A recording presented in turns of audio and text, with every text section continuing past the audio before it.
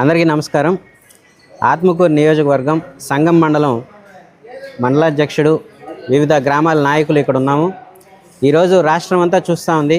అంబటి రాంబాబు గారు సాక్షాత్తు ముఖ్యమంత్రి వర్యులనే బూతులు తిట్టే పరిస్థితి.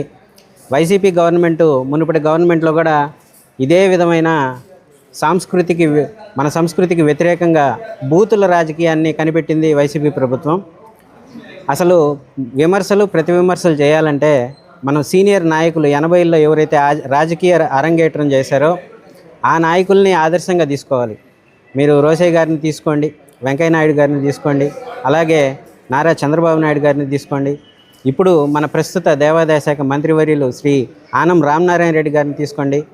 ఆయన విమర్శ చేస్తే కేవలం అక్కడ జరిగిన ప్రక్రియ గురించో విధి విధానాల గురించో ఉంటుంది, కానీ బూతుల గురించి మరి కుటుంబాలని అవమానించడం, వ్యక్తిగతంగా మనిషిని దూషించడం ఇది ఎక్కడా మీరు చూడరు.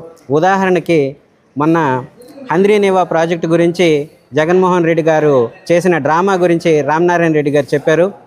అది ఆర్టిఫిషియల్గా గేట్లు తీసుకొచ్చి మరి 4 ట్యాంకర్లతో నీళ్లు పోసి జగన్మోహన్ రెడ్డి గారు వచ్చి అక్కడ మరి గేట్లు ఎత్తి ఆ నీళ్లు వదలడం. అదేవిధంగా అక్కడ రాయలసీమ భూమి కదా, నీళ్ళన్నీ పీల్చేసి బురద వచ్చేసింది, మరి ప్రజలంతా కాళ్ళు చేతులు కడుక్కున్నాం, మన ఊరికి నీళ్ళు వచ్చాయని పోయేటప్పటికి ఆ భూమి పీల్చేసి బురద మాత్రమే మిగిలింది అనేసి చాలా సున్నితంగా అక్కడ విషయము ప్రజలకి చెప్తూనే విమర్శిస్తూనే ఎంత మంచిగా చెప్పారు చూడండి. ఉదాహరణకి ఇందులో వ్యక్తిని దూషించడం లేదు, వారి కుటుంబాన్ని అవమానించడం లేదు. కేవలం వైసీపీ గవర్నమెంట్లో ఏ విధంగా చేశారు విధి విధానాల గురించి మాట్లాడడం వరకే ఉందన్నమాట.